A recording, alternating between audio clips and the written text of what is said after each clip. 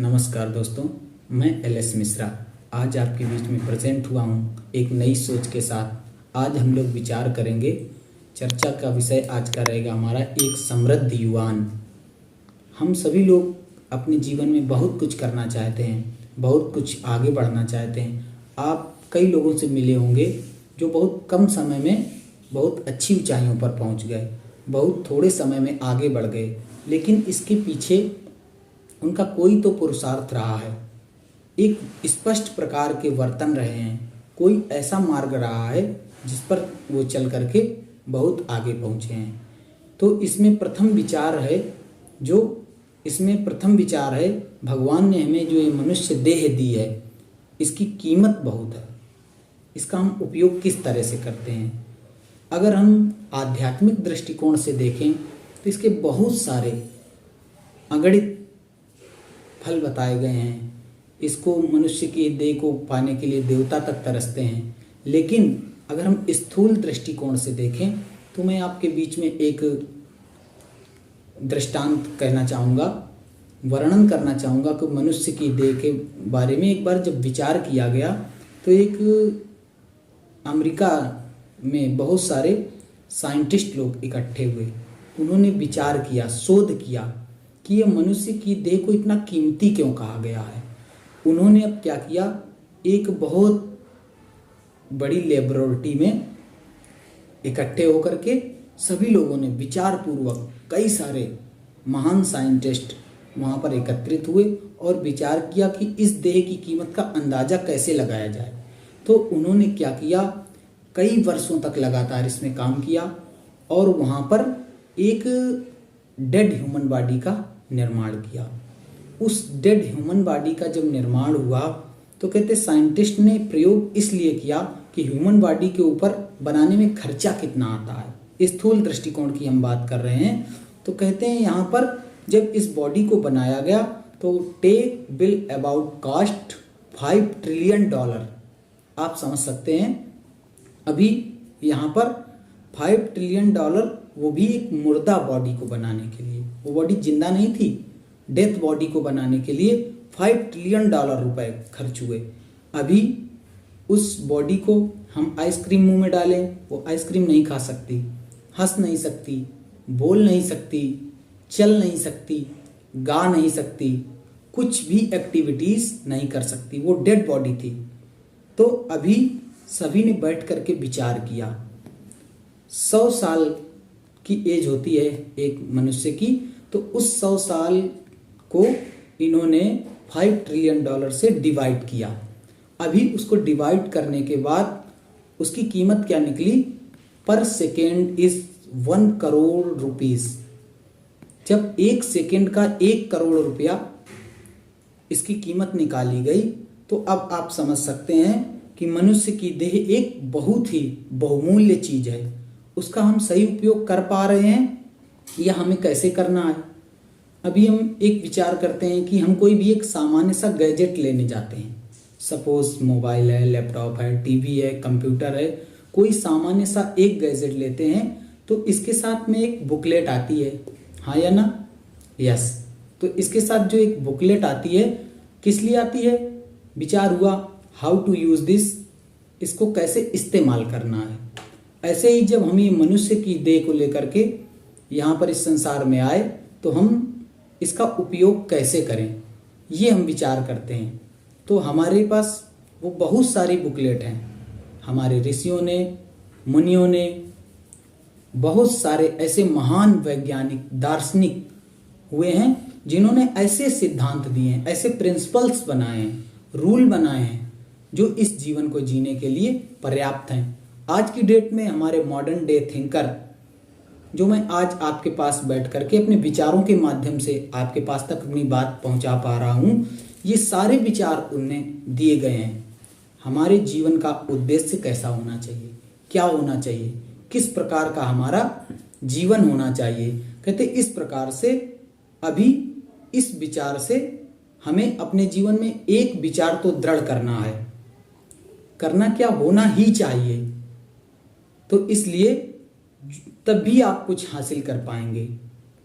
Progress और success की यात्रा यहाँ से शुरू होती है, जब हम कोई भी एक निश्चय पक्का दृढ़ कर लेते हैं, कोई भी संकल्प।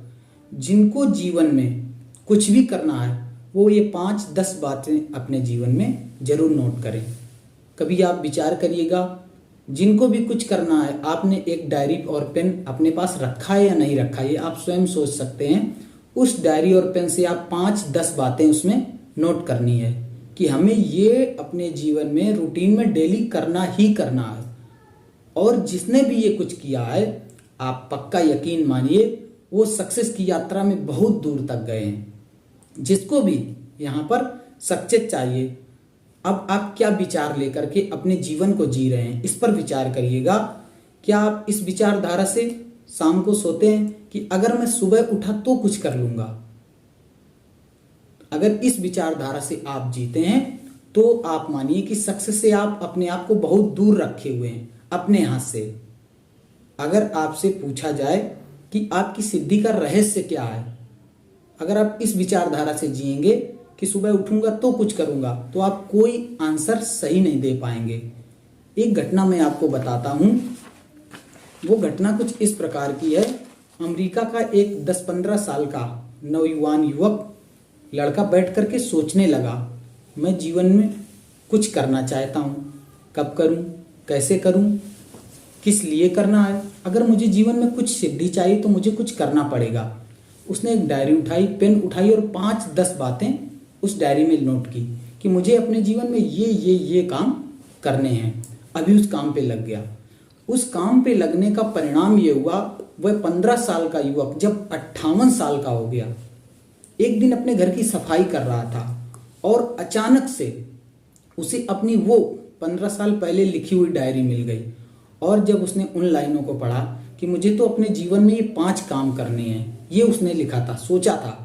और अभी 58 साल की एज में जब उसने पीछे पलट करके देखा तो उसने पूरे टोटल 57 गोल्स कंप्लीट कर लिए थे। और वो ऐसे वैसे गोल नहीं थे, बहुत बड़े गोल जिनके बारे में उसने सोचा ही नहीं था। तो अभी यहाँ से एक वर्तन स्पष्ट हुआ कि जब हम कुछ करते हैं तो कुछ और कर पाते हैं। तो सबसे पहले यहाँ पर जब हमारे कोई भी एक गोल कंप्लीट होता है तो उससे हमें 1 या 2 रास्ते आगे मिल जाते हैं। तो यहाँ अगर हम चलना शुरू करते हैं, हमें 10 किलोमीटर की यात्रा करनी है तो हमें 10 किलोमीटर एक साथ नहीं दिखाई दे सकते। जब हम 1 किलोमीटर पे पहुंच जाएंगे तो मुझे दूसरे किलोमीटर का रास्ता दिखने लगेगा। इस बात से अगर हम लोग सहमत हैं तो भी मैं एक और छोटा सा विचार, अभी हम सब लोगों ने सचिन तेंदुलकर को देखा, सबने देखा होगा, जितने भी लोग सुन पा रहे हैं। तो कहते हैं जब उनको इंटरनेशनल वर्ल्ड में 20 इयर्स कंप्लीट हो गए तो उनसे क्वेश्चन किया गया कि आपकी सिद्धि का रहस्य क्या है। फिर उन्होंने बताया, उन्होंने ये बात बताई कि पिछले 24 वर्षों से लगातार ऐसा एक भी दिन नहीं गया जिस दिन मैं सुबह 6 बजे अपने प्ले ग्राउंड पे नहीं होता हूं। किस लिए? अपनी प्रैक्टिस के लिए, अभ्यास के लिए। तो अब हमने इस बात से क्या सीखा कि बिना कठोर परिश्रम के हम कुछ नहीं हासिल कर सकते। अभी समझ आया, कठोर परिश्रम का कोई विकल्प नहीं है। अब हम 3 तरीके से जीवन जीते हैं। हमारे वो तरीके क्या हैं? अब हमें देखना होगा, हमें क्या सिद्धि चाहिए, उस पर हमें कार्य करना होगा। कैसी चाहिए, उतना समय देना होगा। और लक्ष्य कैसा है, उतना परिश्रम करना होगा। तो जब इन तीनों बातों को देखते हैं तो अब हम अपने परिवार पर, अपने ऊपर विचार करेंगे। अभी हम 3 तरीके के फैमिली देखते हैं अपने यहाँ, खास करके इंडिया में 3 तरीके की फैमिली की चर्चा होती, कहीं भी सेमिनार्स होते हैं, बात होती है, बड़े लोगों के बीच में बैठते हैं तो हम सुनते हैं, समझते हैं 3 तरह की फैमिली होती है। कौन कौन सी? फर्स्ट, ज्वाइंट फैमिली, जिसमें हम एक समूह बना करके रहते हैं, बाबा, पिताजी और बेटा। अभी ये सब लोग ज्वाइंट फैमिली रहते हैं। तो यहाँ पर बच्चा क्या करता है, जो बच्चा होता है अपने पिताजी से, वो अपने पिताजी से, सब एक दूसरे से, कहीं दादी से कहानियों के माध्यम से, कहीं टीचर्स से, कहीं शिक्षा, इस प्रकार की एक शिक्षा प्रणाली जो विकसित की गई है। तो हम लोग अपने दादा दादी, नाना नानी, भाई बंधुओं से सबसे जुड़ करके कुछ सीखते हैं। ये हमारी ज्वाइंट फैमिली का सबसे सरल सीखने का रहस्य, वो सारे रास्ते बताते चले जाते हैं, आपको इस प्रकार ये करना, आपको सुबह उठना, आपको व्यायाम करना, और वो जीवन के ही रहस्य होते हैं। इस तरीके से दूसरे तरीके की फैमिली की जब हम बात करते हैं तो आती है न्यूक्लियर फैमिली। अब न्यूक्लियर फैमिली क्या है? हम सभी लोग, बहुत सारे लोग ऐसे होंगे जो फिजिक्स के छात्र रहे होंगे, तो इस बात को समझ पाएंगे। प्रोटॉन, इलेक्ट्रॉन, न्यूट्रॉन, 3 प्रकार के परमाणु होते हैं। तो जो प्रोटॉन होता है वो आपके पिताजी हैं, वो घर के बाहर बाहर चक्कर लगाते हैं। इलेक्ट्रॉन वो घर के बीच में रहता है, एक सर्कल के बीच में रहता है, वो माता जी हो गई, मॉम हो गई हमारी। उनकी एक स्थिति निर्धारित रहती कि आपको इतने बीच में काम करना है। ये उसी सिद्धांत से काम करते हैं जैसे ये प्रोटॉन और इलेक्ट्रॉन। तो पिताजी और माताजी, अभी उनके बीच में फंसा रहता है न्यूट्रॉन। न्यूट्रॉन एक वो सूक्ष्म अणु है जो नाभिक में रहता है, तो वो बच्चा है और वो उसका अपना एक स्थान निश्चित है।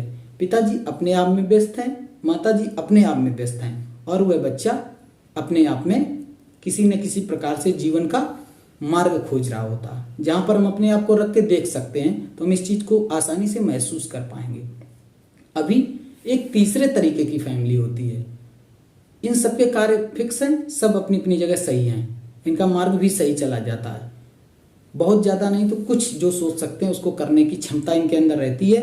अभी तीसरी फैमिली हो गई है आज की, जो सबसे संघर्ष है जीवन में जिसके, वो है वायर्ड फैमिली। अभी वायर्ड फैमिली से हम लोग समझते हैं सब परिवारीजन अलग अलग तरीके के गैजेट्स से अटैच रहते हैं। मम्मी कहीं पे सर्विस कर रही हैं, पिताजी कहीं पे जॉब कर रहे हैं, और बच्चा कहीं अलग में अपने आप में व्यस्त है। सभी लोग घर में एकत्रित होते हैं, वर्क फ्रॉम होम, तमाम तरीके की समस्याएं, व्यस्तताएं, एक दूसरे से मेलजोल और तालमेल ना होने के कारण हम सभी लोग एक दूसरे से अलग होते चले जाते हैं और तमाम प्रकार की समस्याओं से अपने आप को जूझता हुआ महसूस करते हैं। तो अभी आप ये समझ गए होंगे कि ये 3 तरीके की जो फैमिली हमने बताई, तो अभी हम ये विचार कर सकते हैं किस तरीके की फैमिली से हैं, हमारे जीवन में कैसी समस्याएं फेस हो रही हैं। अभी अब आप समझ गए होंगे हम सक्सेस से कितनी दूर हैं। एक सर्वे हुआ जिसमें ये पता चला कि भारत में सबसे अधिक युवा हैं।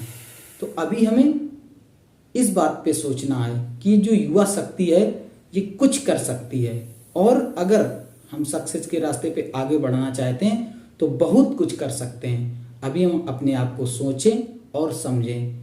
एक समृद्ध युवान अगर एक पक्की दृढ़ निश्चय से कोई भी संकल्प करके कार्य करता है तो सब कुछ कर सकता है। इस संसार में कोई भी ऐसी चीज नहीं जिसको वह पा नहीं सकता। मैं कुछ पंक्तियां कहूंगा। कहते हैं, प्रभु ने तुमको कर दान किए, सब वांछित वस्तु विधान किए, तुम प्राप्त करो उसको न अहो, इसमें किसका है दोष कहो।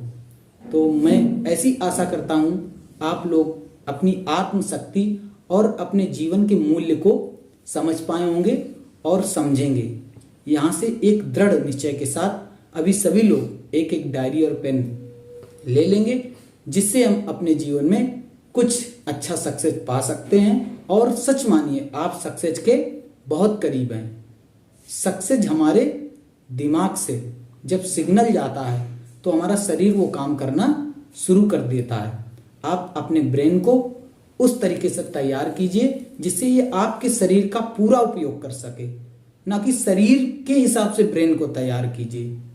अगर आप हमारे उत्तर से सहमत हैं तो शेयर, लाइक और कमेंट जरूर करिएगा। मुझे इंतजार रहेगा आपके कमेंट्स का। नमस्कार।